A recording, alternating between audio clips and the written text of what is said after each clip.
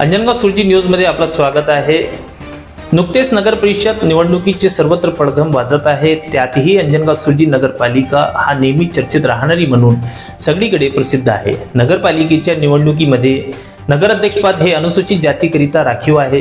राखीव अध्यक्षपद असल्यामुळे इच्छुक असणाऱ्यामध्ये चर्चेत नाव असणारे म्हणजे गजानन आठवले। गजानन आठवले हे आगळा वेगळा व्यक्तिमत्व आहे। पत्रकार आहे, अंजनगाव सुरजी परिसरात परिचित असून त्यांनी नगरसेवकांचा नगर परिषद निवडणूक MIM पक्षामधून लढविली होती।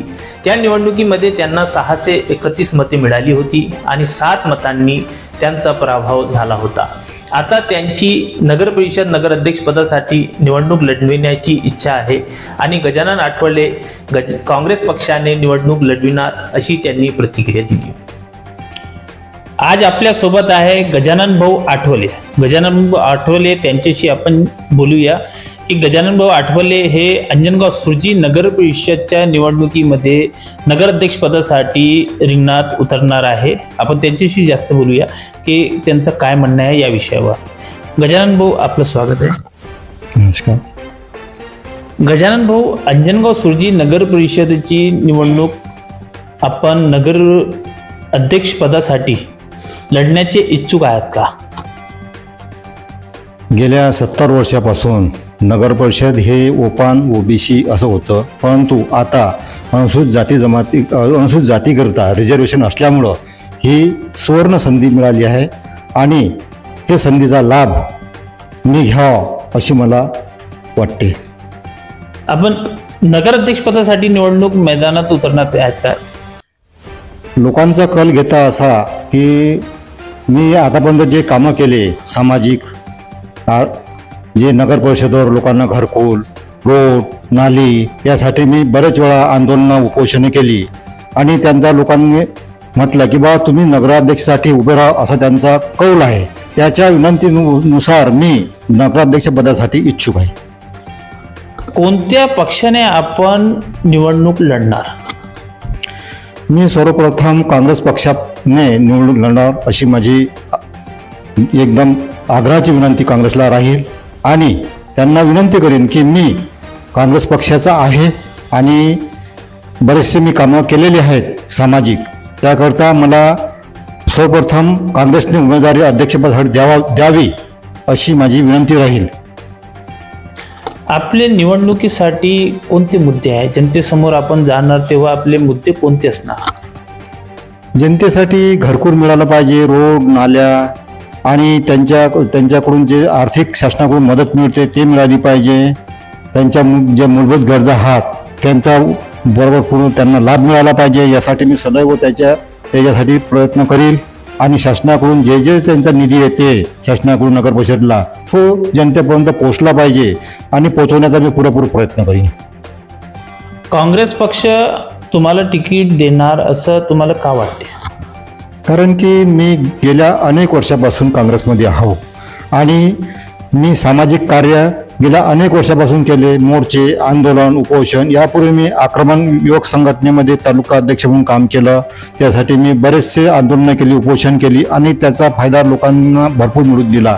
घरकुले मिळाली, लोकांना न्याय मिळून दिला। त्याच्यामुळं मला काँग्रेसने तिकीट द्यावं अशी मी त्यांना विनंती करणार आहोत। तुम्ही यापूर्वी नगर परिषदेची निवडणूक लढविली आहे का? मी यापूर्वी प्रभाग क्रमांक 6 मधून MIM मधून मी निवडणूक लढवली आणि मी 631 मत मला मिळाले। 2 नंबरवर माझी सीट होती, परंतु 7 मतांनी माझा पराभव झाला। पुढे जे माझं अंतर पडलं ते मी आता ते त्रुटी भरून काढणार आहे। काँग्रेस पक्षांनी तुम्हाला तिकीट नाही दिली, तुमची भूमिका कोणती राहणार? तर कसं आहे, मी जनतेमध्ये जाणार आहे। जनतेने मला जो निर्णय देतील आणि त्यानुसार मी तो जे म्हणतील जनता की बा तुम्ही या अध्यक्षपदासाठी निवडणूक लढवा, आम्ही तुमच्यासोबत आहोत असं मला बरेच जणांनी म्हटलं। परंतु आता कसं आहे, काँग्रेसने मला तिकीट नाही दिले तर मला पर्यायी मार्ग शोधावा लागेल। नगर परिषदेची नगराध्यक्ष पदासाठी निवडणूक लढण्याची तुमची इच्छा का झाली, याचं मागचं कारण काय आहे? कारण का की आतापर्यंत जे अध्यक्षपदाची निवडणूक जे होती नगर परिषदमधली हे ओबीसी करता होती, अन्य समाज अध्यक्ष होत होते. परंतु आता 70 वर्षापासून आता अनुसूचित जातीसाठी हे सुवर्ण संधीमुळे आरक्षण मिळालं आहे.